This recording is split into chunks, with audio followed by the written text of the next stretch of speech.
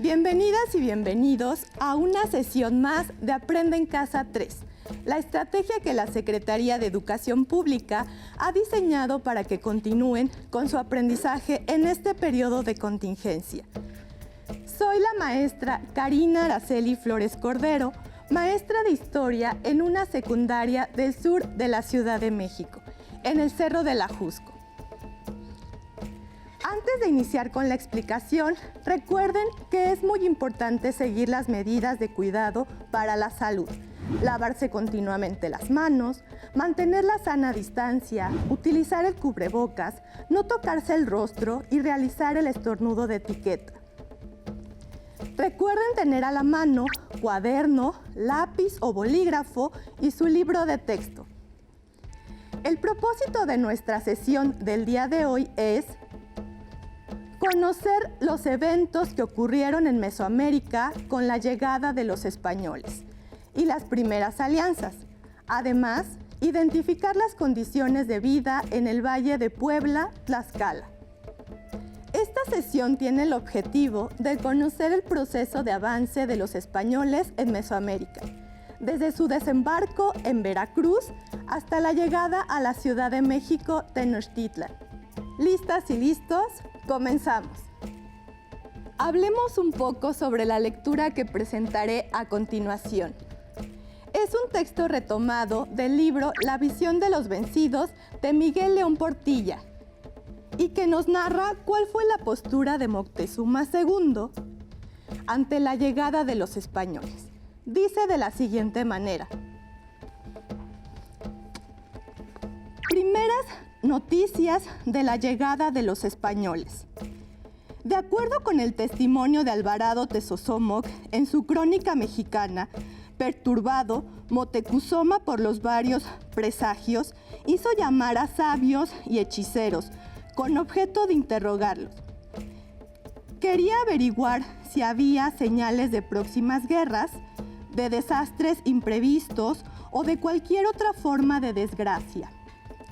Los nigrománticos en realidad no pudieron dar respuesta, pero en cambio por ese tiempo vino un Macehual, hombre del pueblo de Mictlancuautla, que nadie lo envió, ni principal ninguno, sino solo de su autoridad.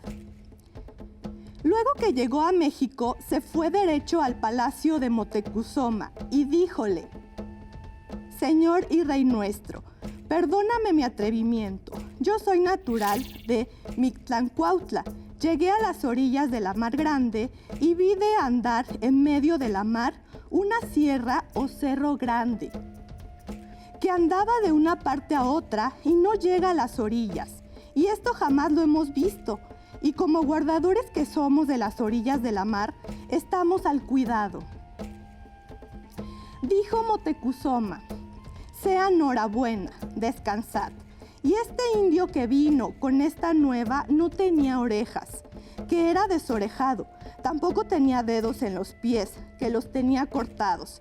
Díjole Moctezuma a Petlacálcatl: llevad a este y ponedle en la cárcel del Tablón, y mirad por él.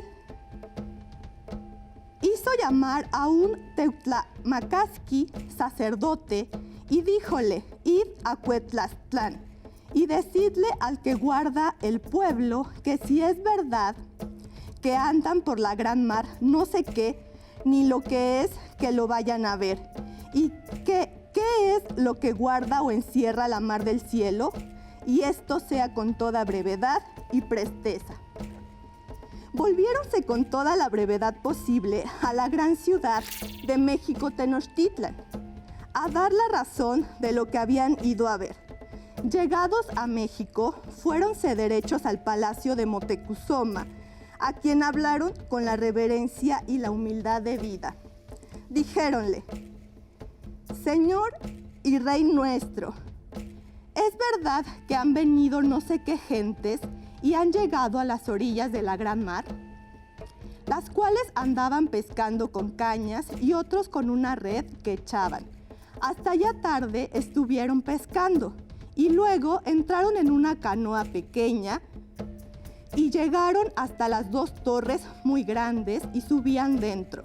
y las gentes serían como 15 personas, con unos como sacos colorados, otros de azul, otros de pardo y de verde, y una color mugrienta como nuestro Ixtilmatle, tan feo, otros encarnado. Y en las cabezas traían puestos unos paños colorados, y eran bonetes de grana, otros muy grandes y redondos a manera de comales pequeños, que deben de ser guardasol, que son sombreros, y las carnes de ellos muy blancas, más que nuestras carnes, excepto que todos los más tienen barba larga y el cabello hasta la oreja les da. Motecuzoma estaba cabizbajo, que no habló cosa ninguna. ¿Qué les llamó la atención de la lectura anterior? ¿Se fijaron en las palabras que utilizan los indígenas para explicar cómo vestían los españoles? Debió de haber sido muy impactante reconocer a esos extraños dentro de las tierras mesoamericanas. ¿Creen que Moctezuma había estado preocupado por esa extraña llegada? A continuación, veremos y escucharemos el siguiente video que nos habla sobre la figura de Marina y los conquistadores. Con él podrán ahondar más sobre el papel que jugaron los diversos protagonistas del proceso de conquista. Pongan atención y escriban en su cuaderno quiénes son los protagonistas de esta historia. Todos los mexicanos hemos crecido escuchando en la escuela, en nuestra casa, en general en nuestra vida, una pregunta: ¿quién conquistó México? Con una respuesta muy clara: los españoles. Si nos preguntamos de veras quién conquistó México, nos damos cuenta que eso de que fueron los españoles no es demostrable históricamente, que los españoles eran demasiado pocos, demasiados débiles, que no entendían el mundo mesoamericano y que entonces lo que lograron fue armar una guerra gigantesca que se empezó en 1519 y que duró hasta 1541, ni siquiera terminó con la conquista de México Tenochtitlan, sino que significó la conquista de muchas otras ciudades. En esa guerra que armaron, ellos no llevaban la batuta. O sea, ellos eran un elemento fundamental de la guerra, pero eran tan importantes como ellos varios personajes indígenas a los que hemos olvidado, o peor aún, a los que hemos vilipendiado. Desde luego, la primer personaje del que voy a hablar es Marina Malinche, la intérprete indígena que acompañó a Hernán Cortés, y mi propuesta es que su papel es mucho más importante de lo que hemos reconocido hasta ahora, y me baso en el hecho de que los indígenas llamaban Malinche a Cortés. Desde luego, los españoles dicen que eso quiere decir que él era el dueño de Marina, pero en realidad a lo mejor lo que pasa es que ellos veían en Marina el rostro humano, civilizado, que sabía hablar, mientras que Cortés era un ser peligroso y violento, pero que no podía hablar. Entonces Marina era la portavoz de Cortés y era el rostro de Cortés. Y es este rostro femenino e indígena de Cortés el que le permitió entrar al mundo mesoamericano.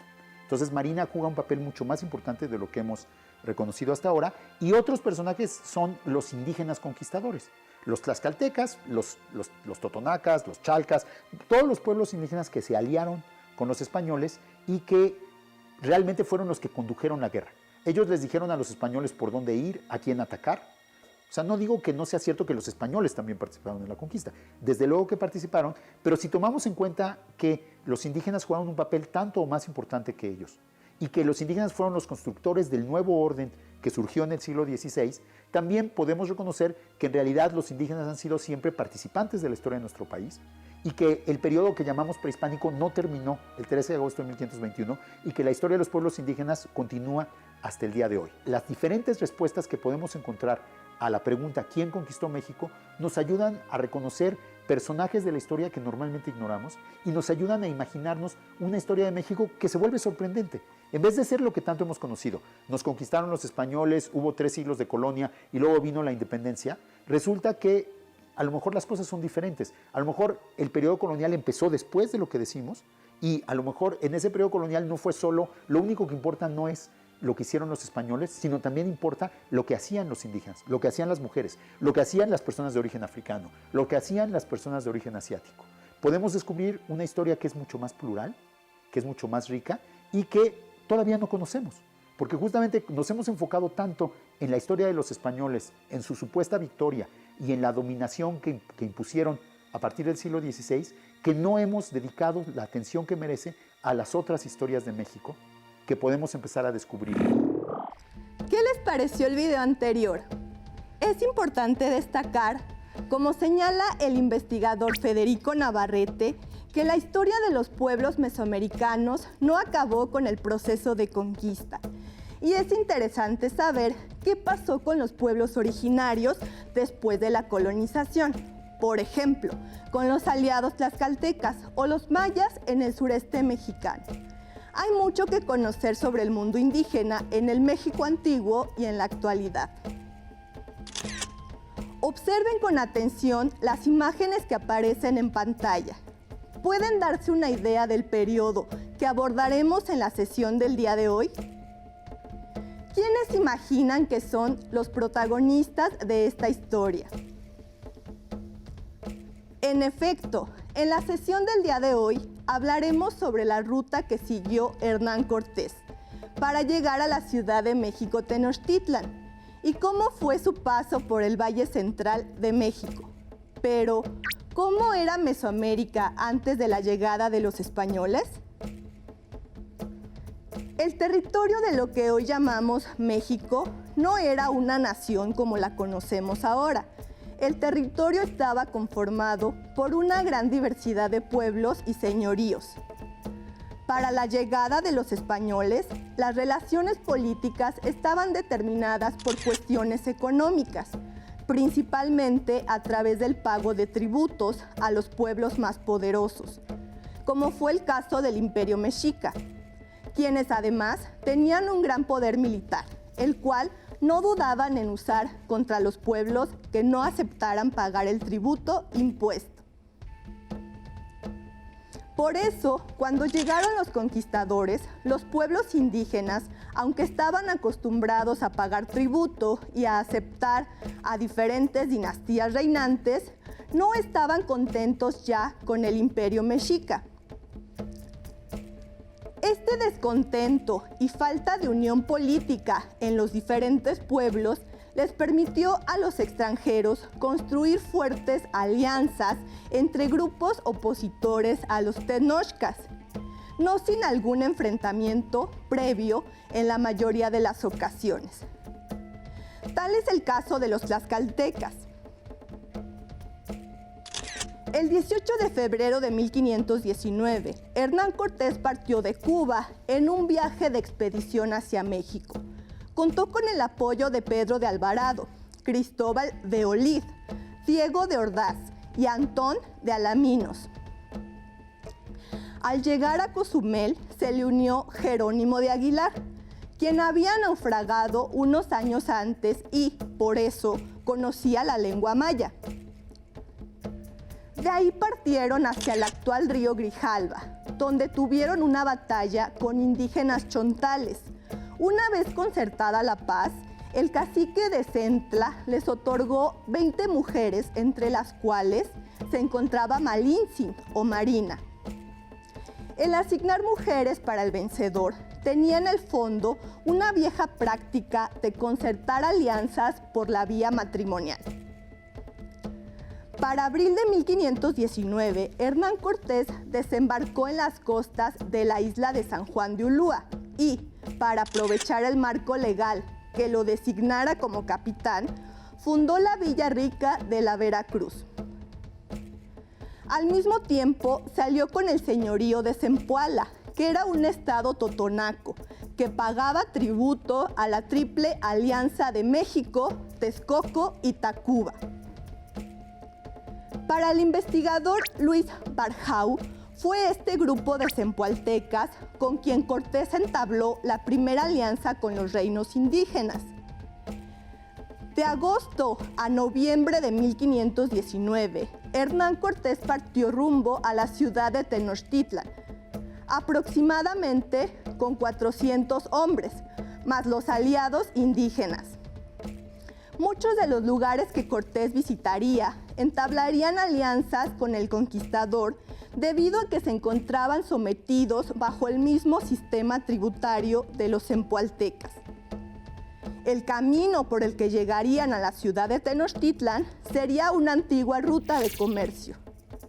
el numeroso ejército indígena, junto con el ejército español y su armamento, lograrían vencer al poderoso Moctezuma II Xocoyotzin.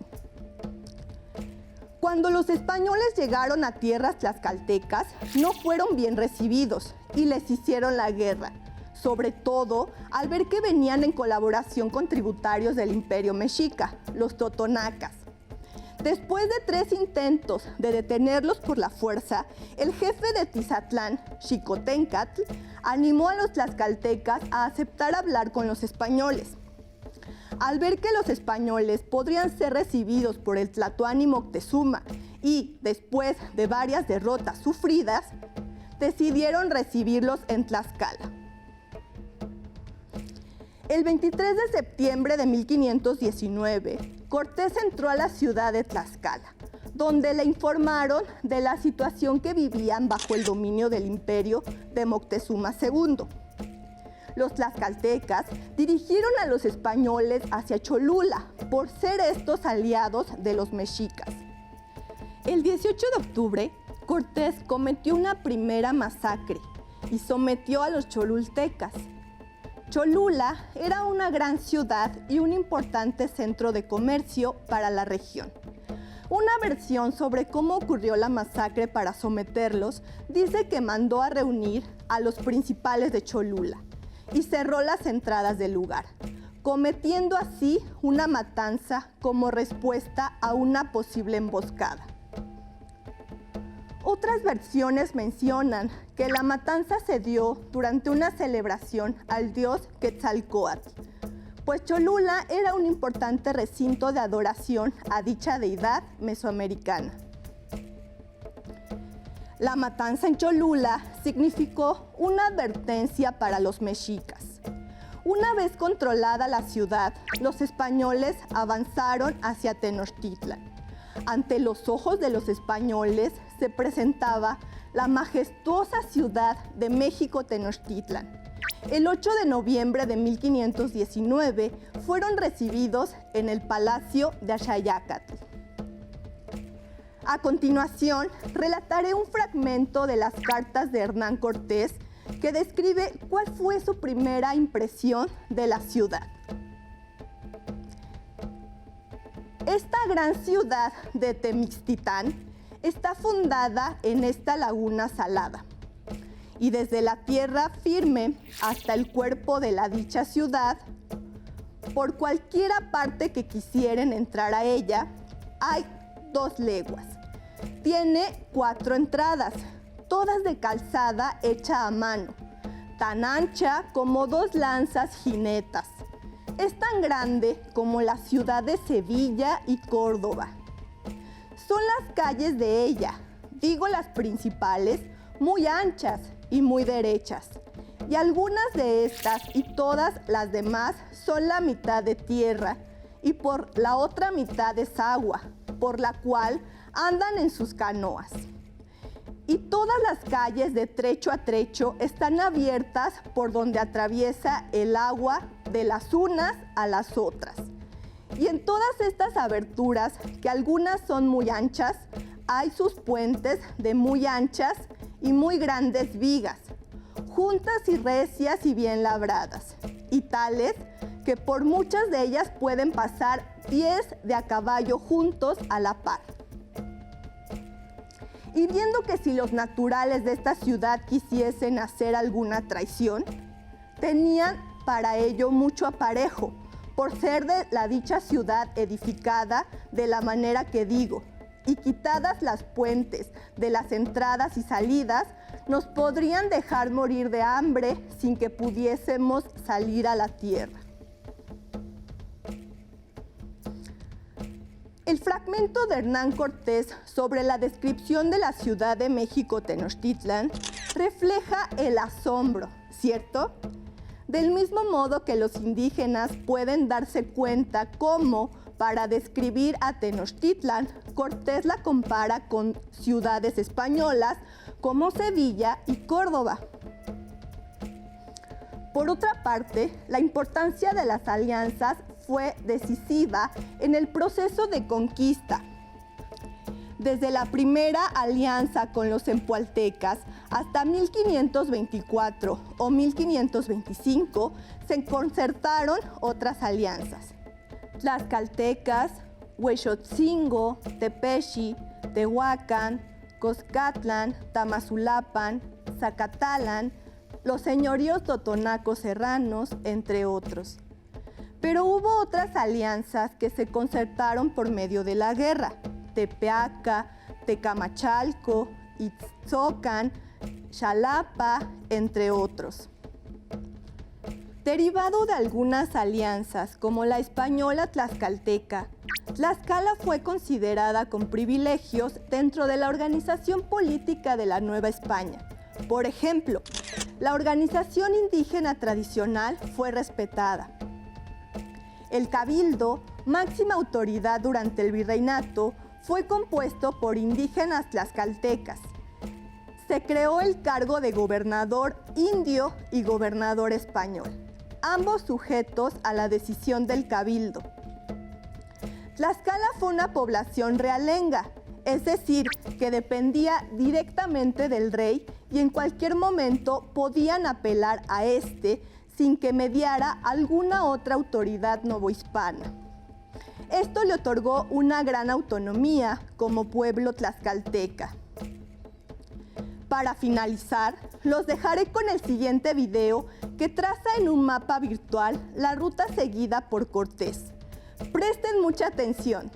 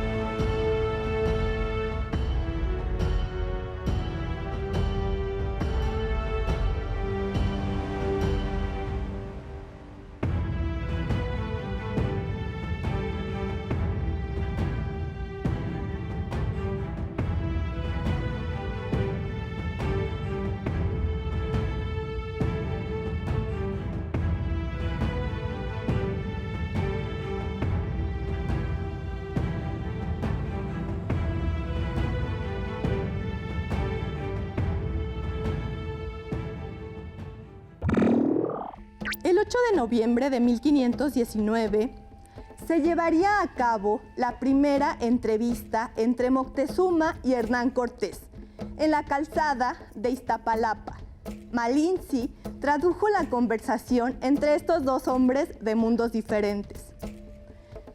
Mientras Cortés fue alojado en el palacio de Axayacatl, Moctezuma sería tratado cada vez más como rehén dentro de su propia ciudad. Hemos llegado al final de la sesión, pero antes de despedirnos, los reto a elaborar un diario del día 8 de noviembre de 1519, el día que Cortés llegó a México Tenochtitlan. Desde el punto de vista de un indígena tenochca, quiero que me relaten su primera impresión al ver a esos hombres barbados.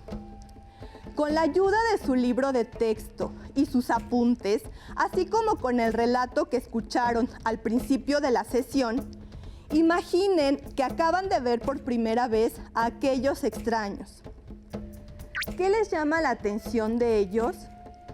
Describan qué llevan puesto o cómo hablan. Hagan volar su imaginación histórica. Pueden apoyarse en su libro de texto bloque 2 y, junto con su maestra o maestro, resuelvan las dudas pendientes o ahonden más sobre el tema si les pareció interesante. ¡Listo! Terminamos, pero aún nos queda mucho por explorar y descubrir. Así que nos vemos pronto aquí en Aprende en Casa 3. ¡Hasta la próxima! Si tienes dudas o necesitas ayuda, llama al Centro de Apoyo Pedagógico a Distancia. El número de teléfono para secundaria es el 55 36 01 71 23.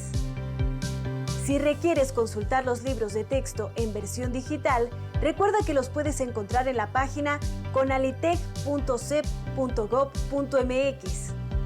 Y recuerda que también cuentas con el sitio aprendeencasa.cep.gov.mx, en donde podrás ver nuevamente los videos de los programas y además encontrarás actividades para fortalecer tus aprendizajes.